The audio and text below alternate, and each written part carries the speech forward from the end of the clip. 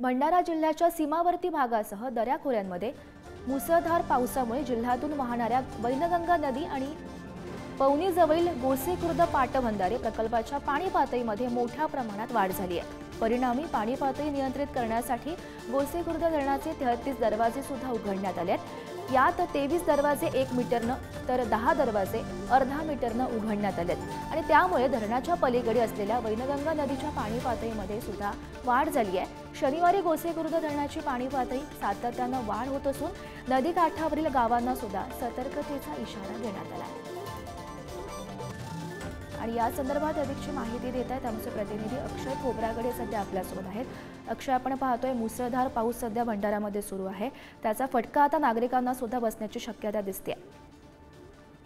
नक्कीच भंडारा जिल्ह्यामध्ये 2 दिवसापासून मुसळधार पाऊस बरसत आहे। यामुळे भंडारा जिल्ह्याच्या सीमावर्ती भागासह दऱ्याखोऱ्यामध्ये झालेल्या मुसळधार पावसामुळे जिल्ह्यातून वाहणाऱ्या वैनगंगा नदी आणि पवनीजवळील गोसेखुर्द पाटबंधारे प्रकल्पाच्या पाणी पातळीत सतत वाढ होत आहे। त्यामुळे पाणी पातळी नियंत्रित करण्यासाठी गोसेखुर्द धरणाचे 33 पैकी 33 दरवाजे उघडण्यात आले आहेत। यामधून 23 दरवाजे 1 मीटरने तर 10 दरवाजे अर्ध्या मीटरने उघडण्यात आले आहेत। त्यामुळे नदीकाठावरील गावांना सतर्कतेचा इशारा जिल्हा प्रशासनाने दिला आहे।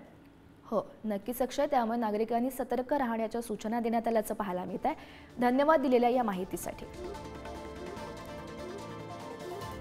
Thank you.